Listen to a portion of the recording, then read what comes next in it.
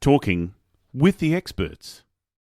Hello, my name's Rose Davidson from rosedavidson.com. Welcome to Talking with the Experts. And Talking with the Experts is about all things business by business owners for business owners. And you can find it on all good podcasting streaming platforms and on YouTube. And I would encourage you to go and subscribe to the channel and press on the bell so that you know when the next video is uploaded. And I would so appreciate that. Thank you. Today, my guest is Cheyene, and he is from Accelerated Intelligence. And we're going to be talking about success, Amazon coaching, business, and entrepreneurship. And Shaahin's family escaped from Iran during the revolution in 1978 and moved to Los Angeles. And at 15, he left home with nothing but the clothes on his back and created over $1 billion in revenue by inventing the legendary smart drug known as herbal ecstasy. Woohoo. These childhood experiences had a major impact on his perspective of freedom, hard work, and entrepreneurship. Later on in life, he went on to invent digital vaporization, which is the forerunner to today's vapes, which I'm a fan. Love them. And he started a number of successful businesses with a couple of notable failures. Today, he is the founder and CEO of Accelerated Intelligence, a major Amazon seller with millions in sales, and lead coach at Amazon Mastery, where he teaches entrepreneurs how to crush it on the Amazon platform, and an active YouTube creator. Welcome, Shaahin. You have an impressive resume. Thank you for joining me. Thank you, Rose. Yeah, thank you. Honored to be on. Terrific. So tell me a little bit more about your inventions. My goodness, I've never had an inventor on before. So my inventions, yeah, totally. I started in the 1990s. I basically left home when I was 15, invented what was one of the biggest smart drugs at the time. Ecstasy was huge in the 1990s. MDMA, methyl-dioxymethamphetamine, was a massive drug, but the quality of it had gone down all over the world. So what I did was I created a legal version of it. Now, mind you, I was a teen. I had no idea what I was doing. I walked into the clubs. I got the drug dealers to start selling my legal natural herbal supplements all over the world, including in Australia. And before my 18th birthday, 19th birthday, we got the news that we had broken over $1 billion in revenue. Wow. And I remember hearing that and panicking, not because it wasn't true, but panicking because I didn't know how much $1 billion was. That was the level of my sophistication in those days. And I had a crazy attorney who I had hired just on a lark. And this guy lived in a house with chickens. There was, the mob was interested. The Japanese mafia was interested in getting involved in our business. Wall Street was interested in investing in us. And it was a crazy time. And I write about it in my upcoming book, which is coming out in August, called Billion: How I Became King of the Thrill Pill Cult. And Rose, for any of your listeners, I do have a podcast called Billion: How I Became King of the Thrill Pill Cult, and it's all about the herbal ecstasy phenomena. So anybody that's interested, it's absolutely free. You can just look up Billion: How I Became King of the Thrill Pill Cult and listen to the first chapter of the book for free as well. Excellent. Thank you for sharing that. So then why did digital vaporization, how did that come about? Right. So also in the 90s, I was always thinking that we have been, as a culture, igniting stuff, lighting it to 1200 degrees, causing it to combust, and creating these carcinogenic elements, carcinogenic meaning cancer causing. Smoke, tar, and carbon monoxide being our worst enemies. Those are the things that cause cancer. But indigenous cultures that are native to the land, those people have been using plant substances for years without very many ill side effects. So I decided to take a deeper look at is there a way where we can utilize these plants, inhale them, because inhalation is a really great way to be able to absorb the active elements. It's a fantastic delivery system. The only problem is that we've just been burning it. It's a very barbaric way to get what we need into our system. So I developed vaporization. We patented, designed, developed. I wrote the book on it, all the founding technology for digital vaporization. And then we invented the first digital portable vaporizer that was battery operated. And we created a device that was able to release nicotine from tobacco, cannabinoids, THC from cannabis, all kinds of active elements from all kinds of different plants. I mean, there's thousands of plants, and you can really enjoy most of the benefits through vaporization and without creating any of those negative side effects. So that's what we did, and it was very successful. That was a company that made millions and millions of dollars in its time.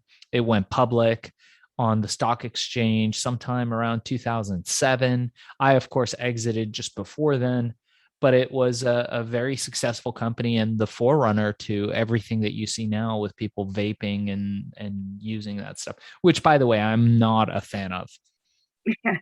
Nor do I espouse the use of any inhaled stuff at the moment. Oh, okay. Yeah, I'm a great vapor. I gave up like smoking cigarettes and turned to vaping instead. Yeah.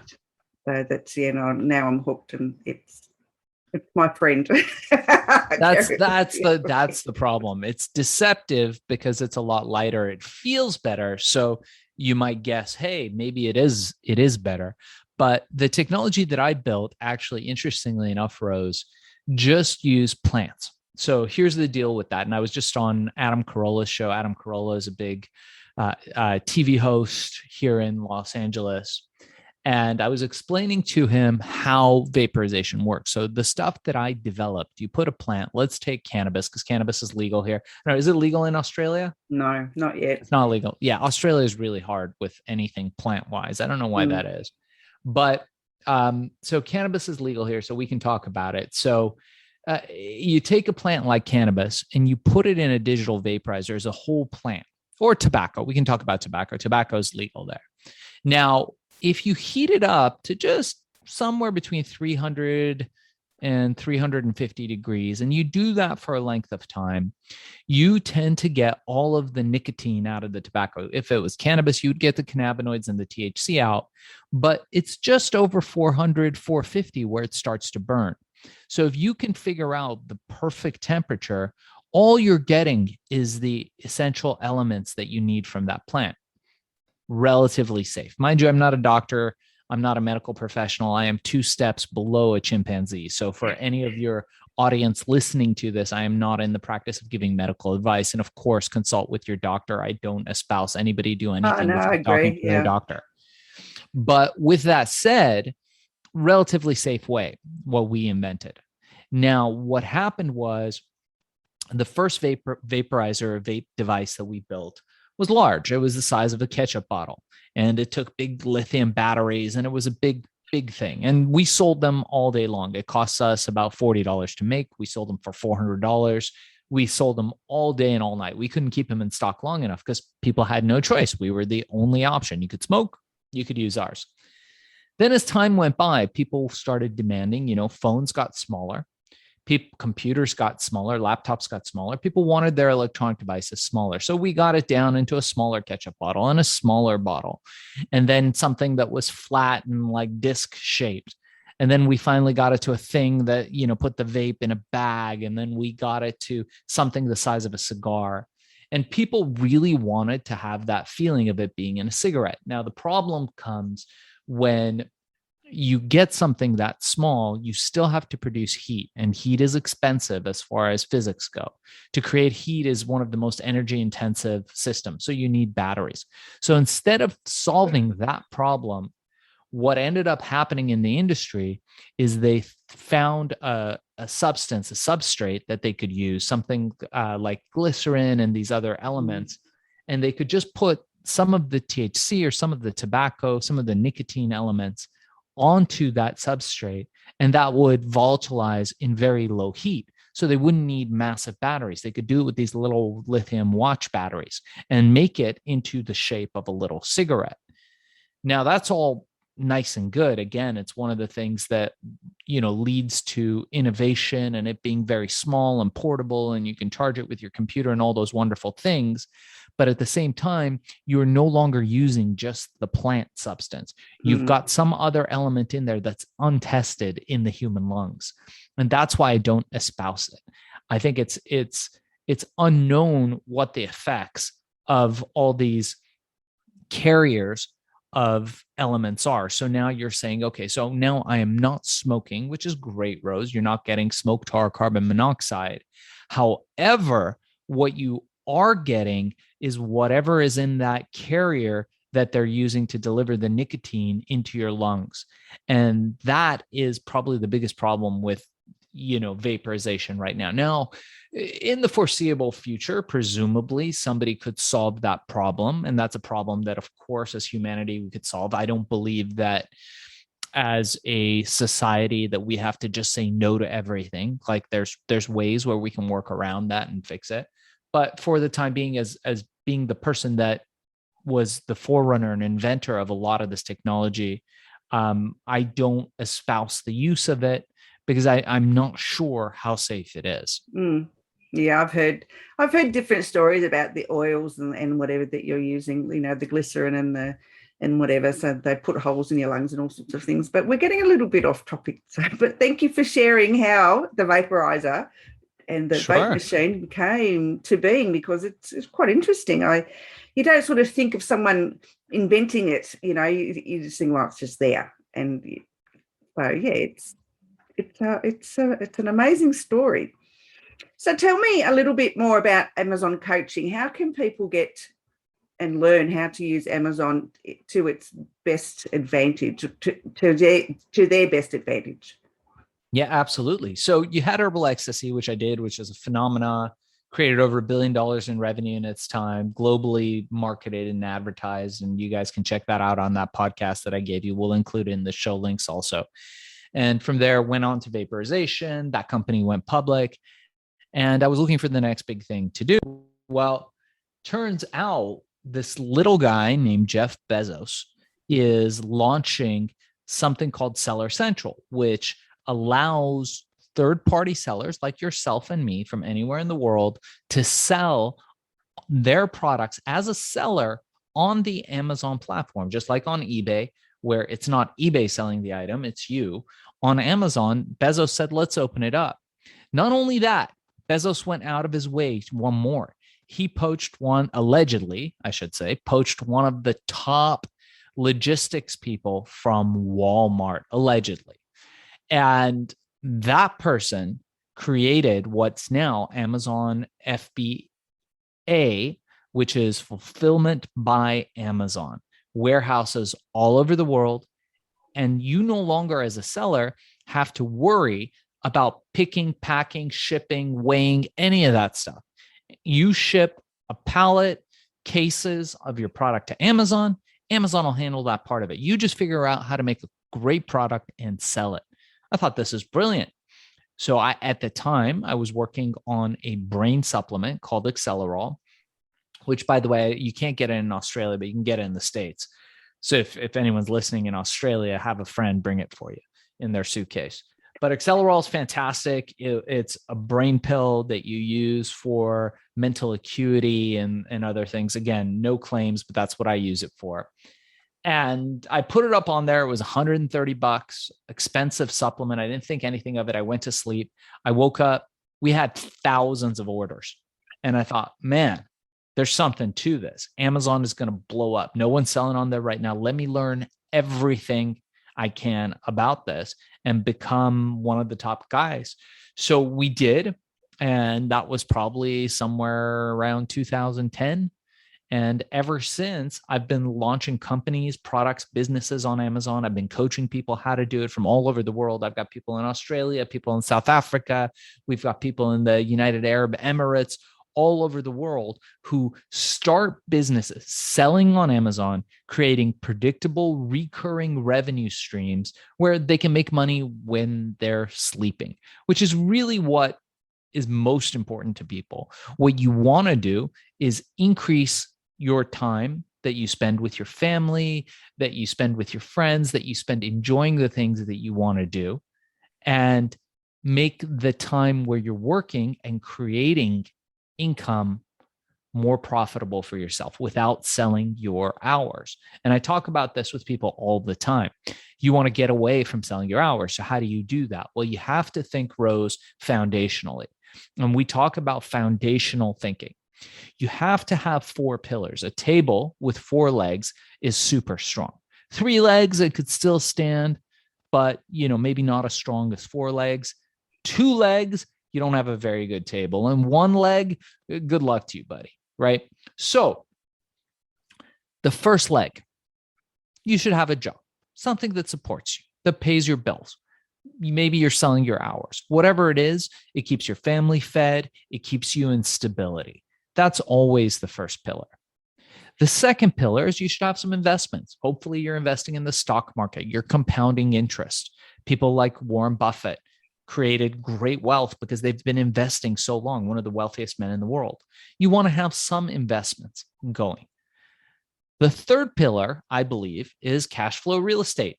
You should be thinking about real estate. You don't have to necessarily own it. There's ways to rent it and lease it out, sell contracts on it, something having to do with real estate, preferably cash flow real estate that you do own that brings in recurring revenue. Somebody else pays your mortgage. Super important. If you don't do it or if it feels far away, you should be working towards that. And the fourth pillar is you should have an e-commerce business. I don't know how things are in Australia right now, but in the United States, real estate is through the roof.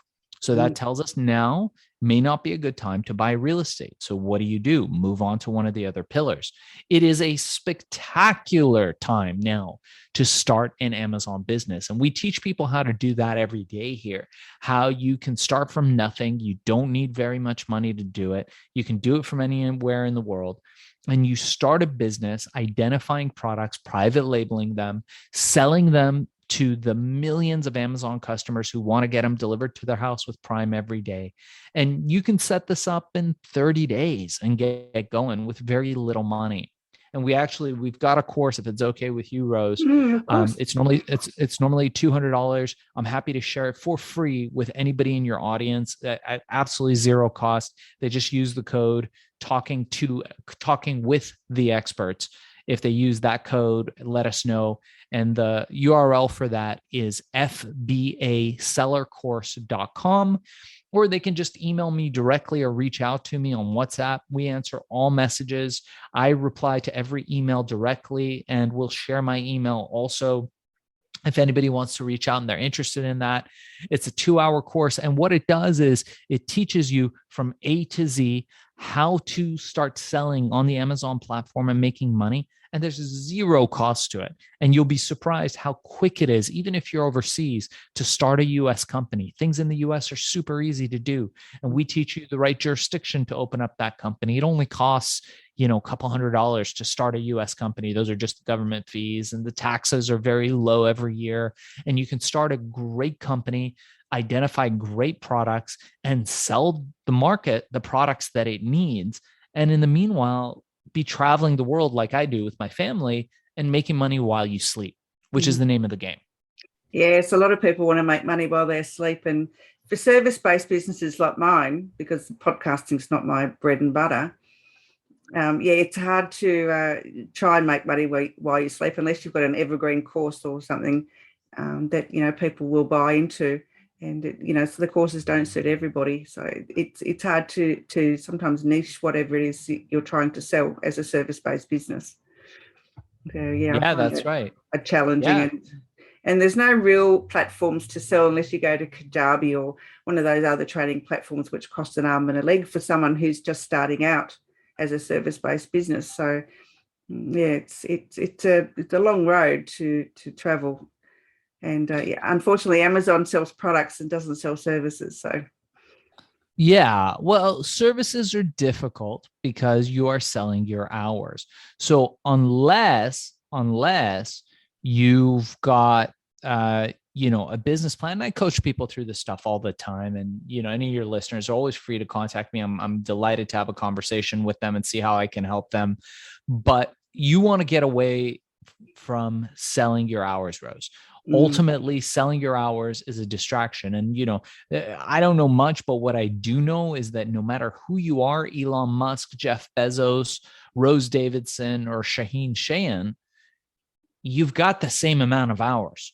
Yeah. We all have 24 hours. They don't make them. I know Elon tried. He tries to sleep on the floor and he's been trying to invent new hours for a long time. And I know people talk about quantum theory and whatnot, and we won't get into that, but there really is not a way to create more hours. So what you have to do is learn how to be more efficient with the hours that you have. And we teach that. We teach that at Amazon Mastery. We teach how you use virtual assistants. We've got amazing people. We just hired a new virtual assistant in Nicaragua. Nicaragua is one of these great places where they have these amazing call centers, great quality of education, fantastic quality of life. People are doing really well, but $7, $8 an hour is a fortune there. And they do really well with that. And you will get people that are loyal, and you can use other people's hours. You will get people that are MBA quality, people that are experts in their field, great at doing all those little things that in places like the US and Australia, you might have to pay $15, $20 an hour, plus health insurance, plus benefits, plus. So we teach how to do that, how to outsource, how to use somebody else's hours while bringing them up in life and helping them. All our staff loves us. We've got a whole team in the Philippines, and we sent them all brand new laptops, and they're all taking pictures with their laptops, and the whole village comes down and uses their laptops, and they're like the kings and queens of the village because we did that for them, and it builds loyalty. So these are all little hacks that you can do where you can start building a team overseas that can run your business for you. But if your business is not scalable, if your business depends on you and only you to operate it, it cannot be sold. And if that's the case, at the very least, it can't be sold without you. You need to start looking for another pillar. That's okay. But what you don't have is a business. What you have is a job. Yeah. Oh, yeah, that's a very good point, actually. I always thought, when I first started, my business was a hobby because I wasn't getting any sales. And then I started making sales. But you're right, it is a job. It's something that I turn up to. And I quite love what I do. So, to me, it doesn't feel like a job. But, you're right, it is. If you really look at it, theoretically, I guess. Yeah, and that's okay. There's nothing wrong with that. Like I said, the first pillar you got to remember is stability. You need stability. I get a lot of people who are interested in our course. The word gets out that people are making money, and I get all kinds of people. Every day I'm on the phone with people. And I had a guy a couple of days ago called me up and it's like, Shaahin, please let me in your course. And, he had done our 2-hour crash course and got super excited about selling on Amazon. I said, great. And he starts, talking about how he can't get groceries for his family next week, but he's got a credit card and he's going to buy the course on a credit card. And I looked at him and I said, buddy, you don't need my course. And he said, what? I'm ready to buy. I want to buy your course. And I said, you don't need my course. He goes, what do you mean? I said, you need Uber. He said, what? Uber? I said, yeah, you need to go out there and drive Uber until you have a surplus of $5,000, $10,000 in the bank, and you're comfortable. There's no question where your next meal is coming from, where your baby's diapers are coming from, where your family's groceries are coming from. You have that stability, because with stability comes power, and you are more relaxed, and you can act from a place of power. And when you act from a place of power, it's much more impactful. It's much more effective, and you can impact and affect success in a much more meaningful way than if you're coming from a place of neediness. If you're desperate, it's the equivalent of like a desperate person going to a casino table and throwing their last $100 on the, the roulette wheel, hoping that it lands on their number. We don't want to do that. We don't play that game. The game we play at Amazon Mastery is we teach people, hey, you might have to put one on red, one on green, one on this number, one on that number, and it might hit. But if it doesn't, it's okay, because then we have a second follow-up strategy. And if that doesn't work, we have a second follow-up strategy. But you need to have enough length in your comfort zone to be able to achieve that. And until you do, there is no shame in doing whatever it takes to be comfortable, to feed your family, and to make sure that you have a surplus, so you come at it from a place of abundance and a place of strength. Absolutely, yes. Manifesting abundance is all about positive mindset, and has everything to do with negative mindset and negative self-talk and the thinking of lack, because if you think of lack, you'll always have lack. So yeah, I'm a great believer in manifesting with positive thoughts. Yeah.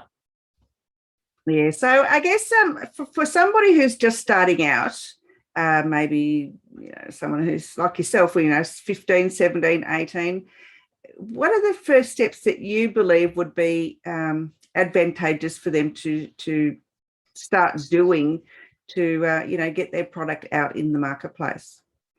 Right. So when I first started, I always thought, hey, you know what? And this is also the most common mistake, by the way, that most entrepreneurs make.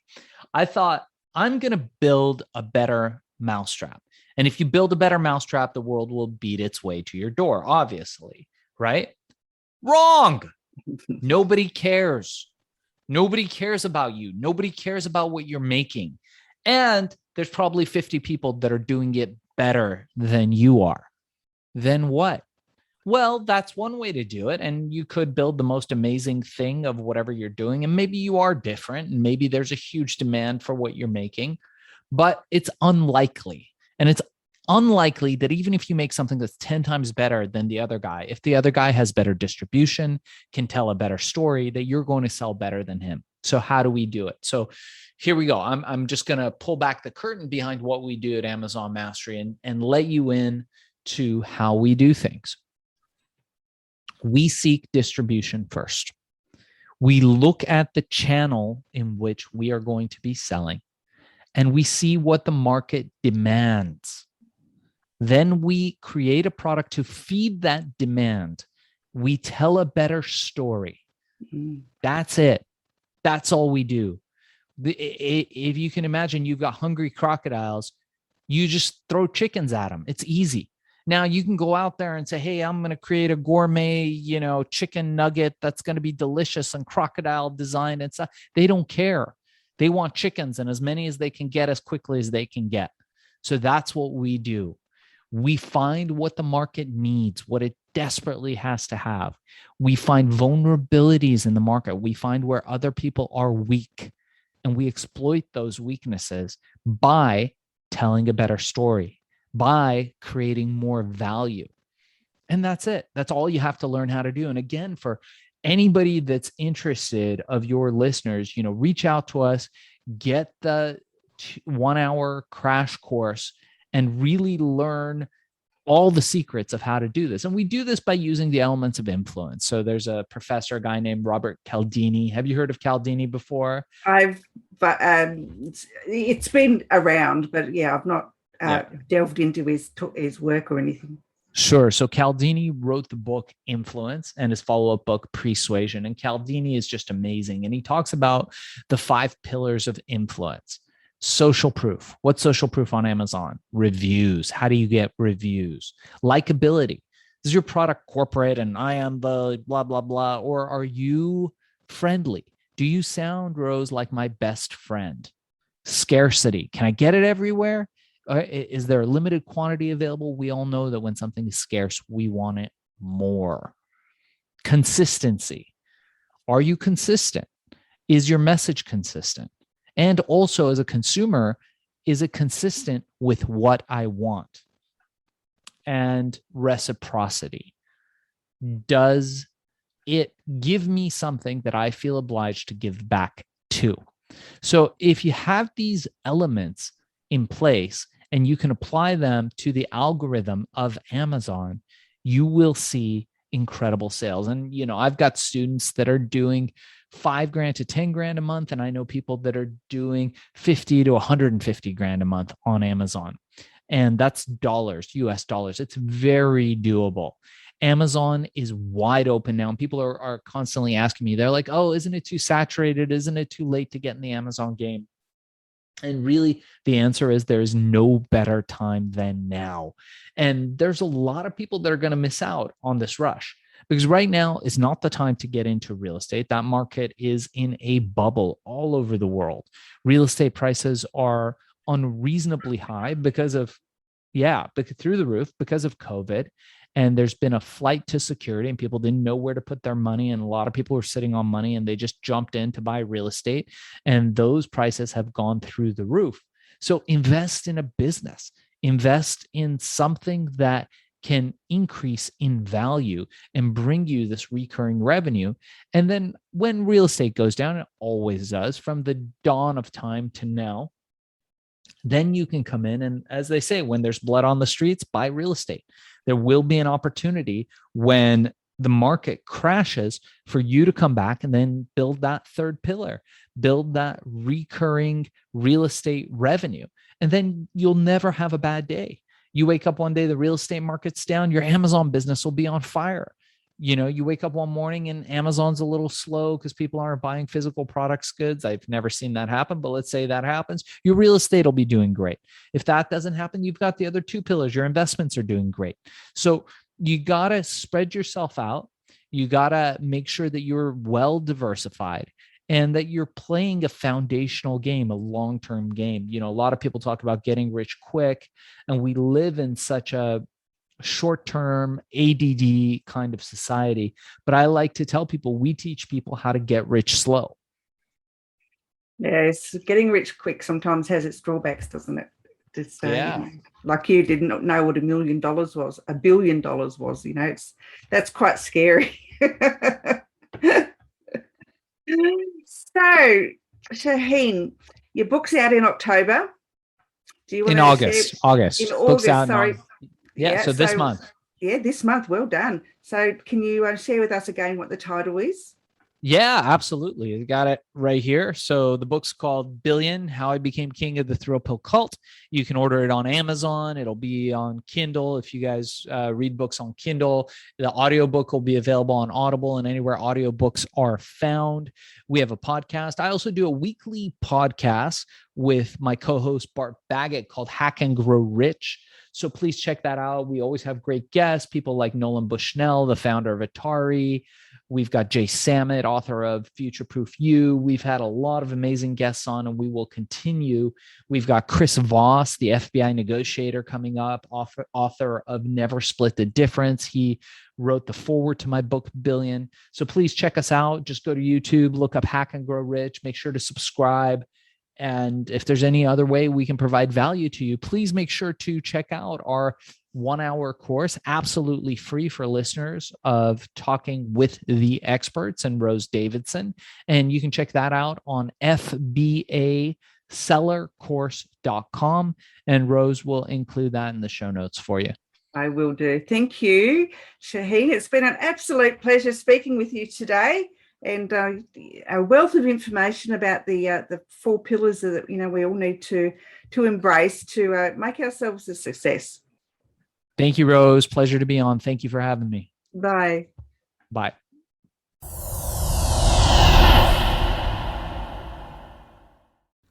Talking with the Experts.